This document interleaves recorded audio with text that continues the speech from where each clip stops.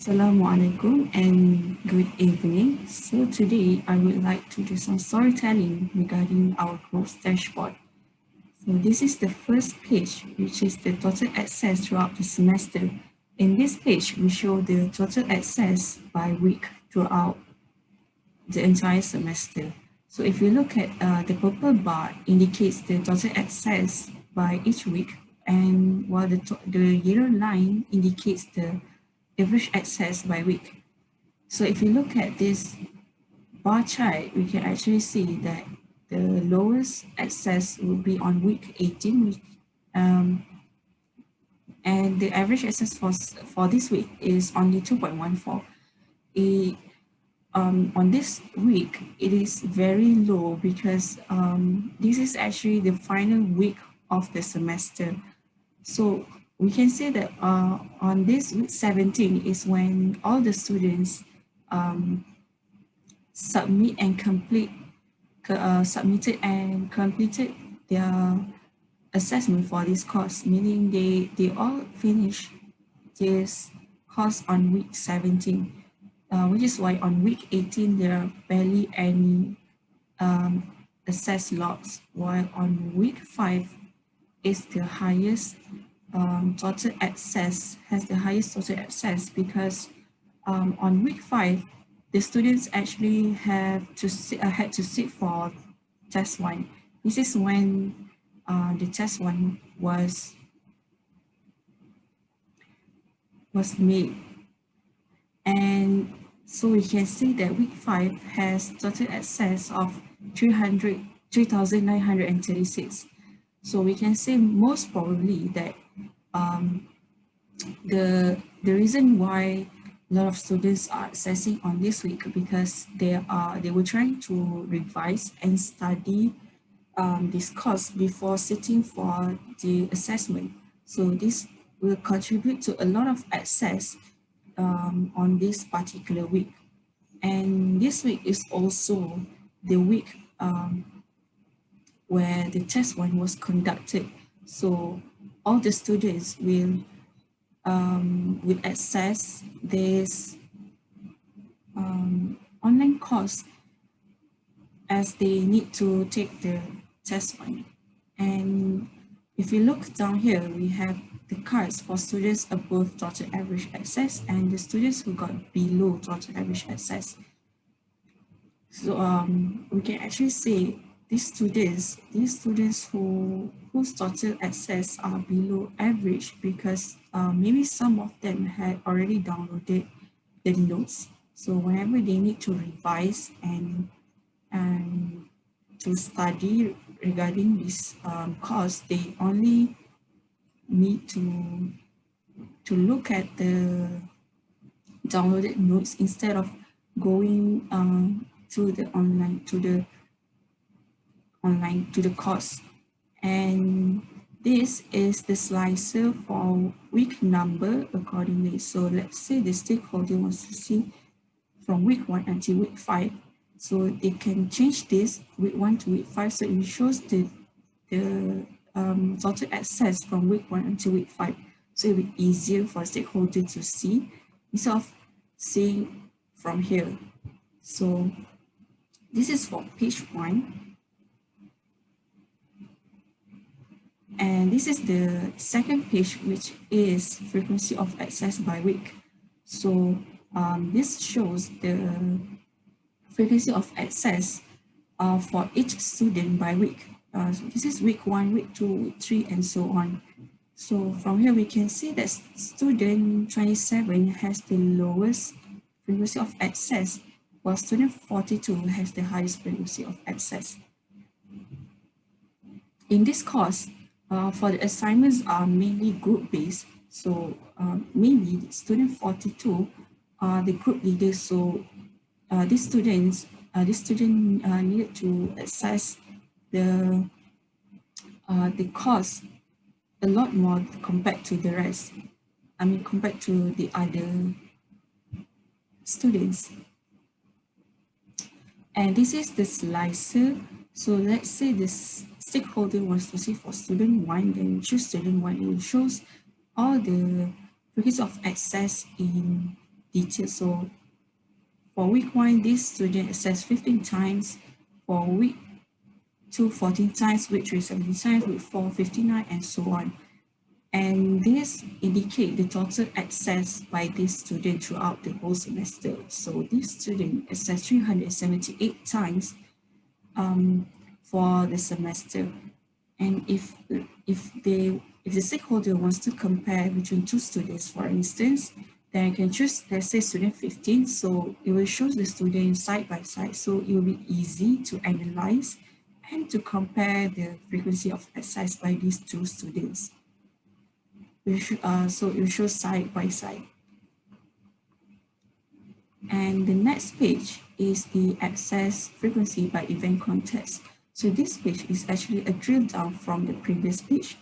As we can see in more detail, we can see by event context and then not just by week. So this card shows the total access. As we are not choosing anything, we are selecting anything, then it shows the total access for the whole semester. So here we have, if you look at this donut chart, then you can see that quiz exercise 1 is what most students access to, and then it will be exercise 2 and the forum. So maybe a lot of students are assessing these quizzes because this exercise is related to the concepts. So whenever they want to have a better understanding regarding the concepts in this course, then the student can actually revise it by using this exercise. So this might be the reasons why. And the second would be the exercise 2, but it is data processing, which is also very important in data mining in this course. So maybe this is the reason why the students are assessing more. And the third one would be forum, which is let's interact with the OUT. So maybe the students assess this forum a lot more compared to the rest of the event context because this forum will allow the students to interact with the OUTs, which means the students can interact with the expertise, so they can gain a lot more information from this forum. And this is the slicer if the stakeholder wants to choose the student ID, the week number, and the component. So let's say wants to see for the file, then we can choose file that it shows which file was accessed the most throughout the entire semester. So in this case, we can see that file activity as for data analytics dashboard is the one that most students access to. And for the file component, the total access for the semester is 790. So if you want to see only for week 1, then we can choose week 1, then it will show that for week 1, the students only access file activity as for data analytics dashboard, and the lection notes what is data analytics. So this is this helps the stakeholder to see the data in somewhat more detail rather than just seeing it in this visualization. And this is the next page, which shows the carry marks for the students in the class. So we decided to divide the carry marks into 2 different charts is because we want to show those students who got above 45 and those whose carry marks are below 45. The reason why is because the students whose carry marks are above 45 are the ones who's most likely to get an A. So we can see here that student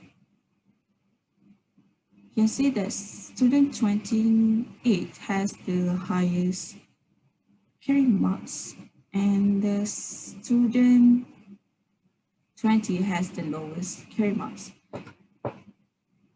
And if you look at this evaluation distribution, we can actually see that for assignment 1 and 2, the patterns are almost similar. It doesn't differ that much. And the reason why is because the assignment are actually group-based. So the marks given to each student will not differ as much. Same goes to the PJK, CPS 3 and 9. These two are related to a project and also is a group assignment. Therefore, the marks distribution will also be almost similar from one to another. However, if you look at the test, we can see that the marks are various. It varies from one student to another. And this is because test one is an individual assessment. So the student will get evaluated individually. So if the students understand the course, if the students really understand the course, then the marks for this test one would be high. However, if the student doesn't really quite understand the course, then the marks for this test one would not be high, will not be that high. So if we look at this, 21 students got an A, 50 students got an A minus, and only 6 students got a B plus. So if you look at grade A, then we can see all of the students who got an A are from this group, which is carry marks above 45. So, and if we look at B plus, however, only one student from come from this group, which is carry marks above 45, and the rest of them are from this group. And so we can actually say that the carry marks does affect the final grade of the student.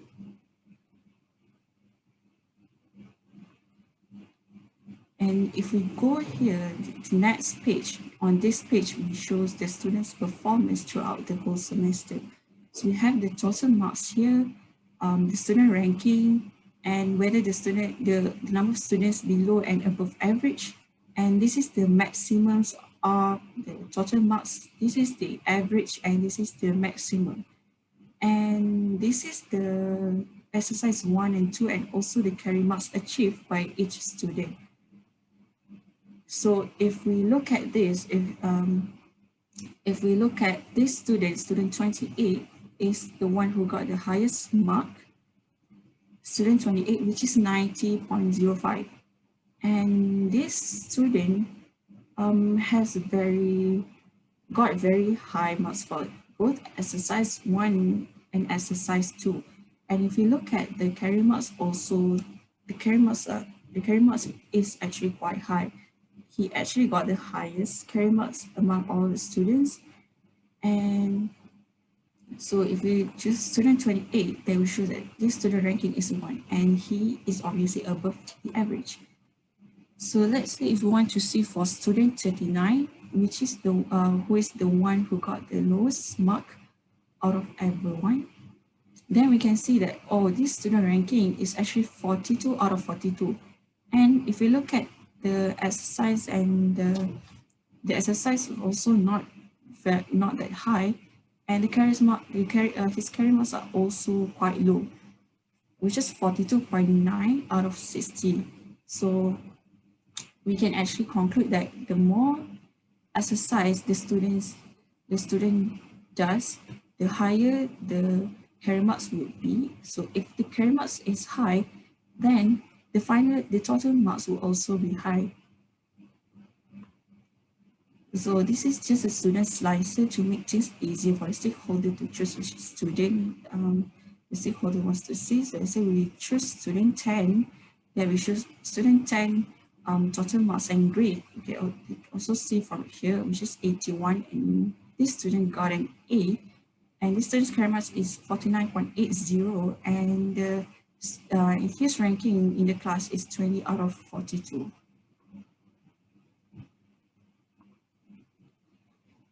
And if you look at this is the final page. And if you look at this page shows the carry marks out of 60%. the total marks and also the total access. So on this page, you can actually see the relation of total marks, the total access, and also the carry marks of the students. So if you look at here, student 28 got the highest total marks, which is 90.05, and the lowest would be this student who got 71.30, which is student 29. So if you compare between these two, if you look at these students carry marks, he got 55.25, which is high, and for student 39, this student only achieved 42.90. And if you look at this student's total access, this student actually access this total access in a normalized form. So you can see that this student's access is actually below the average. And if you look at this student, his total access is also below the average, and it's actually a bit lower than the previous student who got the highest marks. So, however, if you look at the student who actually access the most is student 33, and his mark is 82.85, and the student's carry marks is 49.65. While the lowest access would be this student, which is student 1. And if we're looking at this, the carry marks and the total access by the students, the carry marks and the total marks achieved by these students also not that high. So after looking at this, we can conclude that the total access actually does affect the total marks and the carry marks of the student. However, it doesn't affect as much, like the total mark doesn't actually depends heavily on the total mark on the total access. This can be proven by this student who got the highest mark with the total of access below the average. So we can say that if the student access the online course a lot, it will probably help the students to achieve a higher grade and higher total marks. However, it doesn't guarantee that the student will get a good marks, but it will help somehow a little bit. So, and this is just a slicer for the stakeholder to choose which student to see. And this is all for the dashboard storytelling. Thank you very much for listening.